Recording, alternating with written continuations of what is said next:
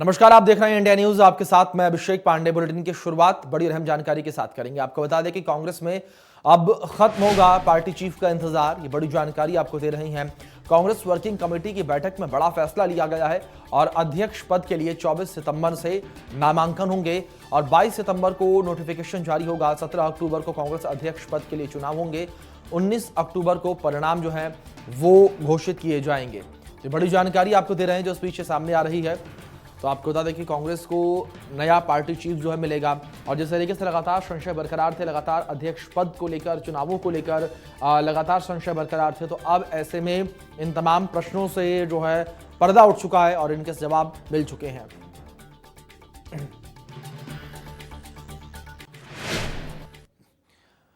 तो आपको बता दें कि कार्यक्रम किस तरीके से है। अध्यक्ष पद के चुनावों को लेकर 22 सितंबर को नोटिफिकेशन पूरे विषय में जारी होगा और वहीं 24 सितंबर से आपको बता दें कि नामांकन प्रक्रिया शुरू होगी कांग्रेस अध्यक्ष पद के चुनावों के लिए।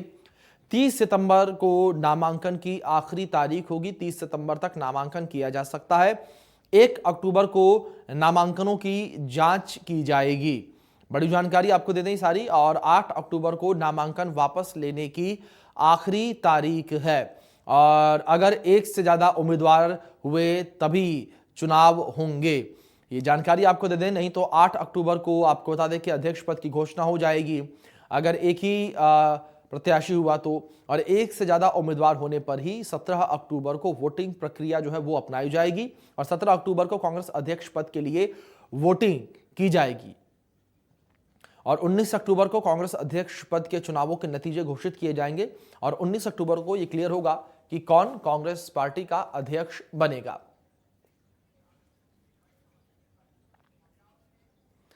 चलिए आगे बढ़ते हैं और बड़ी जानकारी का रुख कर लेते हैं और आपको बता दें कि लंपी बीमारी को लेकर सीएम गहलोत ने बैठक ली है और बैठक के बाद सीएम ने केंद्र सरकार से मांग की है बीमारी को राष्ट्रीय आपदा घोषित किया जाए। सीएम ने कहा लगातार प्रदेश में जिस तरीके से लंपी वायरस डिसीज अपना प्रकोप दिखा रहा है, लगातार जो पशु हैं वो लंपी डिसीज के जद में आ रहे हैं और लगातार गौवंशों की मृत्यु लंपी वायरस की वजह से हो रही है। इसको लेकर लगातार सीएम अशोक गहलोत भी अलर्ट मोड पर हैं। सीएम अशोक गहलोत लगातार मॉनिटरिंग कर रहे हैं। लगातार सीएम अशोक गहलोत की ओर से बैठकें जो हैं वो की जा रही हैं और इसी कड़ी में सीएम अशोक गहलोत ने एक बार फिर से लंपी स्किन डिसीज को लेकर बैठक की और इस बैठक के बाद सीएम अशोक गहलोत ने केंद्र सरकार से मांग की है और कहा है कि लंपी स्किन डिसीज को राष्ट्रीय आपदा घोषित किया जाए।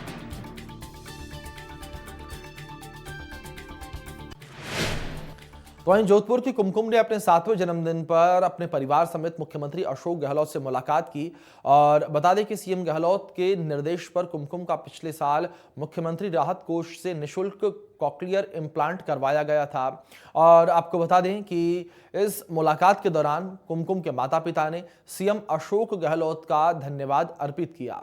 उन्होंने कहा कि मुख्यमंत्री की संवेदनशीलता से आज कॉक्लियर इम्प्लांट जैसी महंगी प्रक्रिया राजस्थान में निःशुल्क जो है वो उपलब्ध करवाई गई है।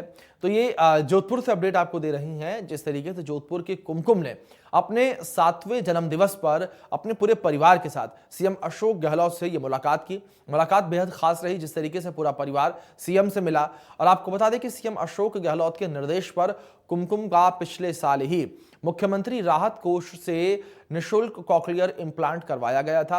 आपको बता दें कि यह महंगी प्रक्रिया है। जिस तरीके से इसका मुफ्त इलाज जो है वो सीएम अशोक गहलोत की ओर से जो है करवाया गया और सीएम अशोक गहलोत ने अपनी संवेदनशीलता जो है वो इस दौरान दिखाई और संवेदनशीलता के तहत ही कॉक्लियर इम्प्लांट जैसी महंगी बीमारी का इलाज यहां पर सीएम अशोक गहलोत ने करवाया। ये तस्वीरें मुलाकात के दौरान की आपकी स्क्रीन पर है। इन तस्वीरों में आप देख सकते हैं किस तरीके से सीएम अशोक गहलोत ने बच्चियों से मुलाकात की, किस तरीके से संवेदनशील नजर आ रहे हैं सीएम अशोक गहलोत, किस तरीके से स्नेहपूर्ण तरीके से मुलाकात यहां पर सीएम अशोक गहलोत बच्चियों से कर रहे हैं और किस तरीके से यहाँ पर आशीर्वाद भरा अपना हाथ जो है बच्चियों के सिर पर रखा, किस तरीके से उनसे मुलाकात की। ये तस्वीर आपके स्क्रीन पर है। परिवार के लोगों में भी किस तरीके से खुशी है ये भी देखने को मिल रहा है और किस तरीके से लाड दुलार दिखाते हुए सीएम अशोक गहलोत दिख रही हैं ये भी इन तस्वीरों में साफ तौर पर जाहिर हो रहा है। तो वहीं मुख्यमंत्री अशोक गहलोत सोमवार को लूनी के पाल गांव में ग्रामीण ओलंपिक के महाकुंभ शुभारंभ को करेंगे और ओलंपिक महाकुंभ को लेकर तैयारियां जोरों पर चल रही हैं। इस दौरान विधायक महेंद्र सिंह बिश्नोई ने बताया है कि मुख्यमंत्री अशोक गहलोत सोमवार सुबह 9 बजे राजीव गांधी ग्रामीण ओलंपिक महाकुंभ का शुभारंभ करेंगे।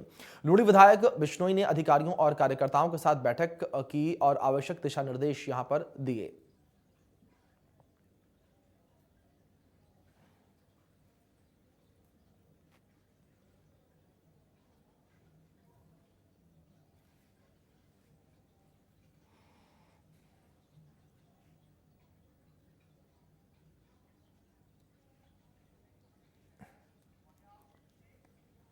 तो वहीं परिवहन मंत्री बृजेंद्र सिंह ओला एक दिवसीय दौरे पर झुंझुनू रहे।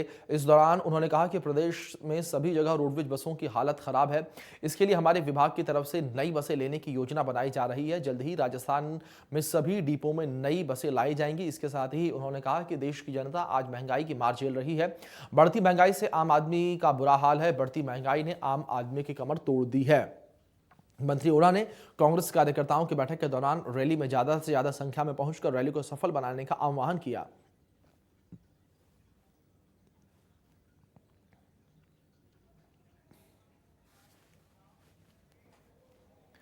तो वहीं कैबिनेट मंत्री भजनलाल जाटव भरतपुर के वैर दौरे पर रहे। इस दौरान मंत्री जाटव विधानसभा मुख्यालय पहुंचे और पीडब्ल्यूडी और विद्युत विभाग के जन कार्यालय के भवनों का फीता काटकर लोकार्पण किया।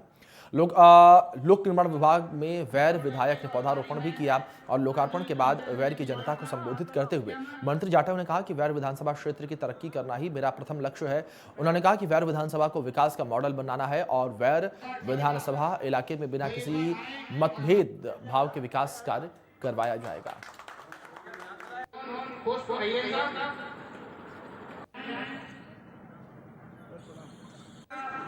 के जो अधिकारी हैं पंचायत समिति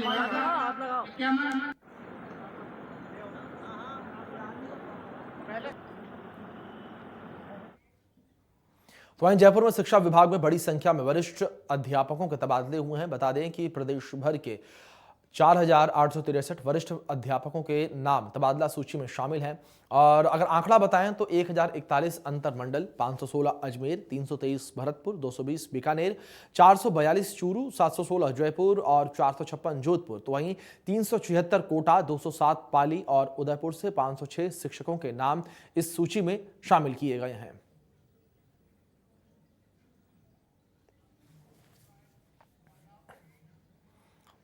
तो वहीं प्रदेश में हुए छात्र संघ चुनावों को लेकर बिसु का उपाध्यक्ष डॉक्टर चंद्रभान सिंह ने एनएसयूआई की करारी हार पर चिंता व्यक्त की। उन्होंने कहा कि यह बड़ा ही चिंतनीय विषय है। आखिर एनएसयूआई प्रदेश में इतनी कमजोर क्यों हो रही है, इसको लेकर पदाधिकारियों से चर्चा की जाएगी और हार की वजह कहीं न कहीं टिकट वितरण में कमी को माना जा रहा है। इसके कारण एनएसयूआई की हार हुई है।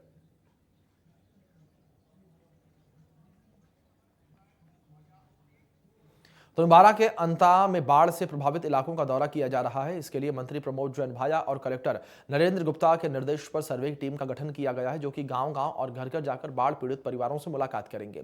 सर्वे टीम प्रभारी ओम प्रकाश जैन ने बताया कि अब तक 3 पंचायतों का सर्वे किया जा चुका है और बता दें कि अंता में बाढ़ से सैकड़ों गांवों में जलमग्न की स्थिति देखी जा रही है और काफी संख्या में लोगों के मकान ढह गए हैं।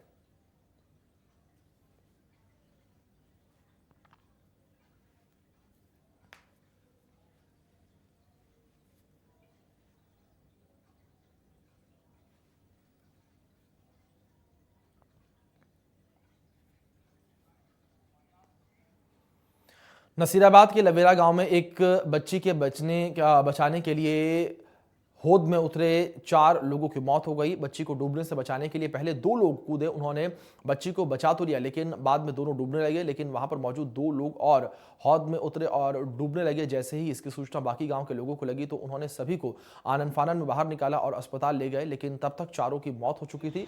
वहीं घटना से नाराज समाज के लोगों ने रोड जाम करके मोर्चरी के बाहर धरना दिया। पूर्व विधायक महेंद्र सिंह गुर्जर भी धरने में शामिल हुए, जिसके बाद मौके पर पहुंची पुलिस ने लोगों को समझाने की कोशिश की।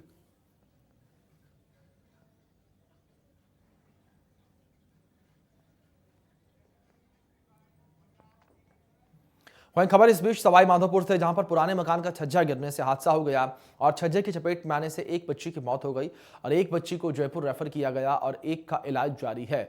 छज्जे के नीचे खेल रही थी तीनों बच्चियां और रावंजना डूंगर के मुई गांव की यह पूरी घटना बताई जा रही है।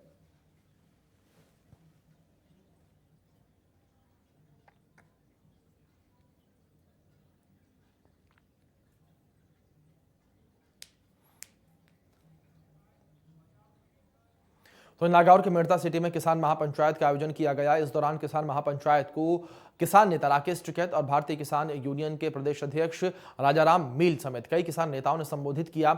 इस दौरान किसान नेता राकेश टिकैत ने किसानों को संबोधित करते हुए कहा कि गांव के किसान और मजदूरों को अपने हक के लिए लड़ाई लड़नी होगी। उन्होंने कहा कि अगला आंदोलन फसल की रेट और बेरोजगार युवाओं के लिए किया जाएगा और टिकैत ने कहा कि किसानों ने 13 महीने तक सरकार के खिलाफ धरना दिया। उस समय सरकार ने जो वादे उनमें से कई वादे अभी भी अधूरे पड़े हुए हैं। इस मौके पर भारी संख्या में किसान नेता मौजूद रहे।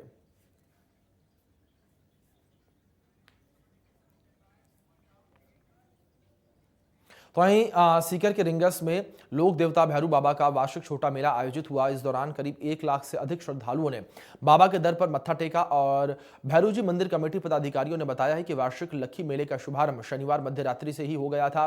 और बता दें कि भैरू जी मेले के आयोजन को लेकर मंदिर कमेटी, रिंगस नगर पालिका और पुलिस प्रशासन पिछले 7 दिनों से तैयारियों में जुटा हुआ था।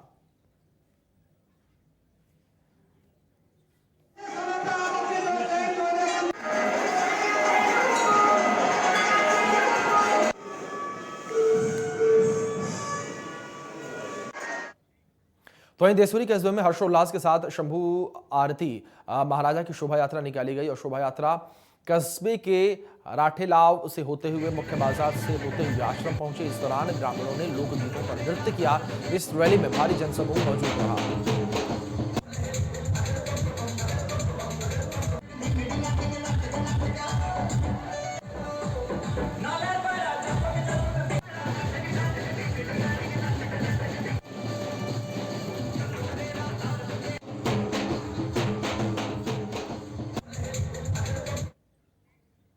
तो वहीं रक्षाबंधन पर्व के बाद से मेवाड़ संभाग की भील जनजाति के द्वारा किया जाने वाला गौरी नृत्य शुरू हो चुका है और भील समाज के लोग जगह जगह पर गौरी नृत्य का मंचन कर रहे हैं। इस दौरान गौराज्य माता के साथ भगवान शिव पार्वती की पूजा की जा रही है।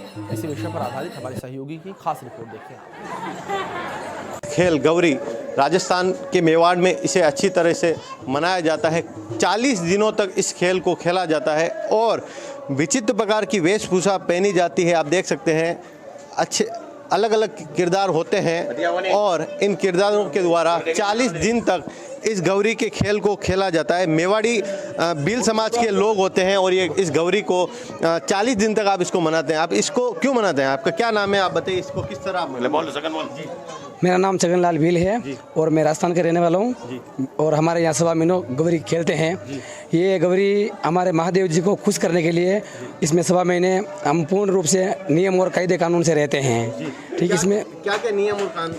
देखो हमारे में नियम है कि एक तो हरी सब्जी मत खाना और एक पैरों में चंपल नहीं पहनते हैं और सवा महीने हम स्नान नहीं करते हैं। उसके बाद हम घर से निकलते हैं तो वापस घर पे सवा महीने बाद ही जाते हैं। और ये कब से चालू हुई परंपरा? कितने सालों से चल रही है? ये सभ्यता पुरानी है और चल रही है। हमें इतना मालूम नहीं है कब से चल रही है, लेकिन चल रही है तो हम परंपरा निभा रहे हैं अभी। तो किस तरह के खेल होते हैं इसमें? देखो फर्स्ट में काना गुजरी वाला खेल आता है, हटिया दानम आता है, मीणा बंजर आता है, माँ कालिका का खेल आता है और गुजरी का खेल आता है और बीच में राजा रानी का खेल आता है जो बड़ी हिंदुआ था पुराना। उसके बारे में पूरी जानकारी बताते हैं, पूरा इतिहास बताते हैं हम। इसमें देवी देवताओं का आह्वान भी किया जाता है? हाँ बिल्कुल, देवी देवता का किया जाता है ना जी। उनको आप किस तरह खुश करते हैं? भगवान का नाम लेते हैं, उन्हें हम आरोते हैं कि हम ये कर रहे हैं वो कर रहे हैं। देवी देवता अपने आप खुश होते हैं और वो आते हैं। अभी किस तरह का खेल चल रहा है? अभी लाइव चल रहा है मीणा बंजारा वाला जो बहुत ही अच्छा खेल है, एंड वाला खेल है गौरी वाला। और ये बोमट के राजा थे भील मीणा जो कि लाखा बंजारा था, उसको लूटने आए थे, तब से खेल चल रहा था। जी। आप क्या बने हुए हैं? दाजी दाजी क्या बने हुए? दाजी दाजी दाजी। क्या इस कैरेक्टर की क्या किस वजह से बने हुए हैं आप? मैं इस खेल में बंजारा का साला बनता हूँ। जो अपनी दो बहनों को जो उनकी शादी हुई थी वापिस लेना चाहता हूँ मैं। उनको लेने जाता हूँ वापस। आप देख सकते हैं कुछ महिला का कैरेक्टर भी इन्होंने लगा रखा है। आप क्या बने हुए हैं आप बताइए? हम बंजारी। बंजारी क्या रोल रहता है आपका? बड़ी बहन छोटी बहन। कुछ अलग सा गेटअप कर रखा था, अपना एक फेस ब्लैक कर रखा था। हिंदुस्तान पाकिस्तान बताता है। वो कॉमेडी का जरिया रहता है, इसमें क्या दाढ़ी का खेल होता है, उसके साथ में ऐसे कॉमेडी के साथ में ऐसे बनता हूँ। तो इन लोगों द्वारा 40 दिन तक हरी सब्जी का त्याग कर कर और बिना चप्पल के रहकर इस मेवाड़ी बड़ी खेल को दिखाते हैं और पूर्वजों को और अपने देवताओं का आराध्य को मानते हैं और उन्हें खुश करने की कोशिश करते हैं। राहुल अच्छा। तो इस बीच आपको बता दें कि सीकर के गोकुलपुरा में उस वक्त चीख पुकार मच गई जब रोडवेज बस और कार की आमने सामने की टक्कर हो गई। घटना में कार सवार 2 लोगों की मौके पर ही मौत हो गई, जबकि 1 दर्जन से अधिक लोग इस पूरी घटना में घायल हुए। सूचना पर पहुंची पुलिस ने घायलों को निकालकर अस्पताल में भर्ती करवाया है। तो वहीं डीएसपी वीरेंद्र शर्मा का कहना है कि कार के द्वारा बस को ओवरटेक करने के दौरान यह हादसा हुआ। और बता दें कि रोडवेज बस सीकर की तरफ आ रही थी, जबकि कार सवार लोग जयपुर की तरफ जा रहे थे। वहीं सांचौर में नगर पालिका के अनदेखी से कई दिनों से वार्ड नंबर 2 के लोगों को परेशानियां हो रही हैं। यहां पर नालों का पानी सड़कों पर बह रहा है और वार्ड वासियों को गंदे पानी के सड़क पर बहने से आवागमन में दिक्कतों का सामना करना पड़ रहा है।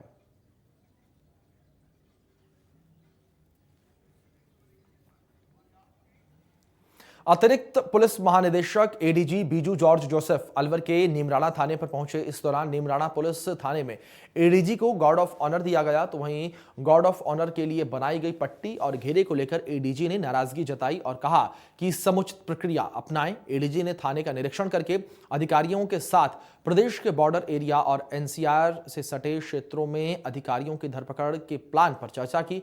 इस दौरान नीमराना डीएसपी महावीर सिंह शेखावत, थानाधिकारी प्रेम प्रकाश सहित पुलिस के अन्य अधिकारी और जवान मौजूद रहे। इस दौरान अतिरिक्त पुलिस महानिदेशक ADG Biju George Joseph media से भी रूबरू हुए।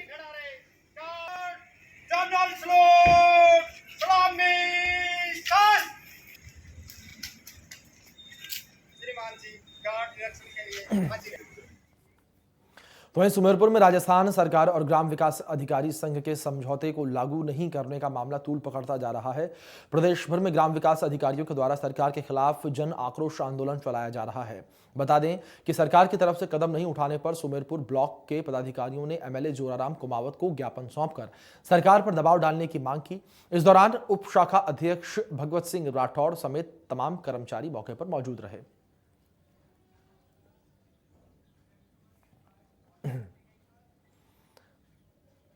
नवलगढ़ पुलिस ने कल शाम हुई फायरिंग के मामले में तांत्रिक कार्रवाई करते हुए घटना में लिप्त आरोपियों को चिन्हित कर गिरफ्तार कर लिया है। पुलिस ने मामले में 6 आरोपियों को गिरफ्तार किया है और आरोपियों से पूछताछ की जा रही है।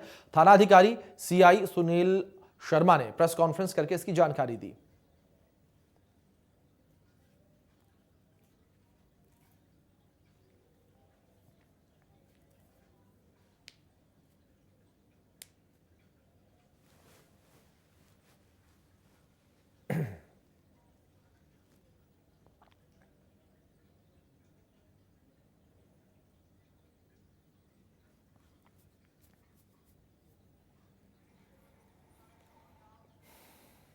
तो वहीं झालावाड़ के मनोहर थाना कस्बे में 2 गल्ला व्यापारियों के गोदामों में मध्य प्रदेश के सरकारी चावल होने की सूचना मिली थी, जिसे बाद में कलेक्टर भारती दीक्षित के निर्देश पर एसडीएम छत्रपाल चौधरी ने दोनों व्यापारियों के गोदामों को सील कर दिया और एक चावल के कट्टों से भरा ट्रॉला भी जब्त किया। और छत्रपाल चौधरी ने बताया कि मध्य प्रदेश के जिला राजगढ़ के अपर कलेक्टर ने इसकी सूचना दी थी और उन्होंने बताया था कि मध्य प्रदेश के सार्वजनिक वितरण प्रणाली के चावल भारी मात्रा में गणेश ट्रेडर्स और कर्मा ट्रेडर्स के गोदामों में पड़े हुए हैं।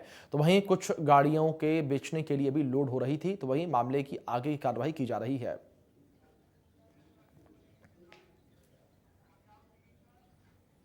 झालावाड़ के चौमहला कस्बे के पास बहने वाली छोटी काली सिंध नदी की रपट टूटने की वजह से आवागमन पूरी तरीके से बाधित हो गया है। पुलिया टूट जाने से मुसाफिरों को करीब 15 किलोमीटर का अतिरिक्त चक्कर काटना पड़ रहा है, जिससे मुसाफिरों को भारी परेशानियों का सामना करना पड़ रहा है। वहीं स्थानीय निवासियों की माने तो इस संदर्भ में संबंधित विभाग को कई दिनों पहले सूचना दे दी गई थी, लेकिन विभाग की ओर से कोई भी समाधान नहीं किया गया।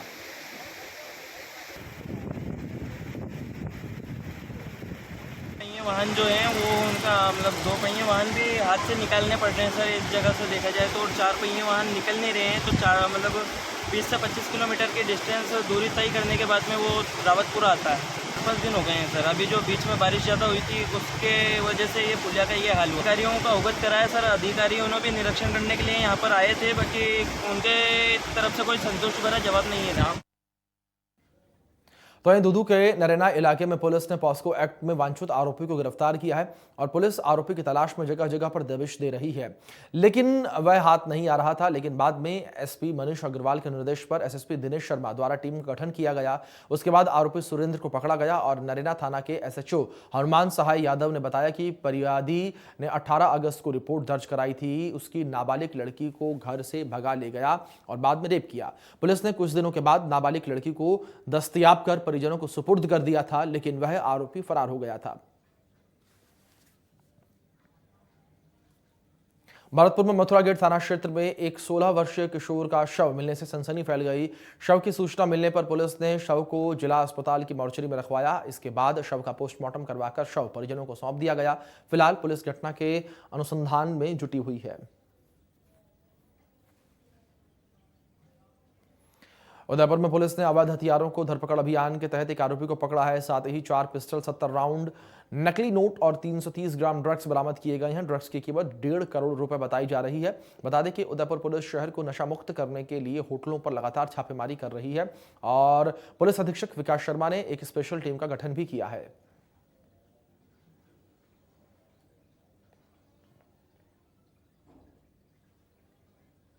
चौराहे के पास हमारी टीम जो गश्त कर रही थी, हमारे एसएचओ प्रताप नगर श्री दर्शन सिंह और उनकी जो टीम गश्त कर रही थी, उनको अचानक ही कोई संदिग्ध व्यक्ति दिखा जो भागने लगा। इनको उसकी गतिविधियां संदिग्ध लगी तो उन्होंने उसका पीछा किया। वो एक गाड़ी में, स्कॉर्पियो गाड़ी खड़ी थी जिसमें वो चढ़ के बैठ रहा था, उसको इन्होंने घेराबंदी करके पकड़ लिया। पकड़ के उसकी तलाशी ली तो उसके पास से, और गाड़ी को पकड़ा जब, तो उसके पास से कपड़े की थैली में 2 पिस्टल्स और 2 रिवॉल्वर्स और MDMA ड्रग 330 ग्राम उस रिकवर हुआ है। 70 राउंड भी मिले हैं जो 7.65 बोर और 0.22 बोर के हैं। इन्हीं बोर्स के वो पिस्टल और रिवॉल्वर हैं। उससे पूछताछ की गई है, वो कोई कारण। तो वहीं सवाई माधोपुर की वजीरपुर पुलिस ने थाने में हत्या करने के प्रयास में फायरिंग करने के 2 अलग अलग मामलों में बड़ी कार्रवाई की है और पुलिस टीम ने कार्रवाई करते हुए 2 आरोपियों को गिरफ्तार किया। और पुलिस टीम ने बताया कि आरोपियों ने विगत 17 अगस्त को खंडीप निवासी शेर सिंह मीणा को मैसेज कर 1 लाख रुपए की मांग की थी और पैसे नहीं देने पर आरोपियों ने शेर सिंह के घर पहुंचकर फायरिंग की। आरोपियों के द्वारा की गई फायरिंग में शेर सिंह घायल हो गया, जिसका उपचार चल रहा था। वहीं एक अन्य मामले में आरोपियों ने 16 अगस्त को शेर सिंह के चाचा अवतार सिंह और लखन पर भी जान से मारने की नीयत से फायरिंग की। फिलहाल पुलिस के द्वारा दोनों आरोपियों से पूछताछ की जा रही है। साथ ही पुलिस हथियारों की बरामदगी के प्रयास में जुटी हुई है।